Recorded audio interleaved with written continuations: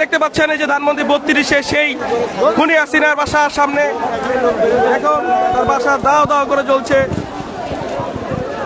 তার বাপের চিহ্ন নিশানা সব পুড়িয়ে ফেলা হচ্ছে।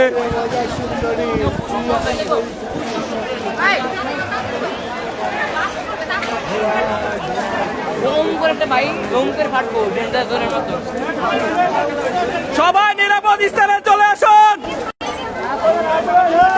সবাই নিরাপদ স্থানে চলে আসুন।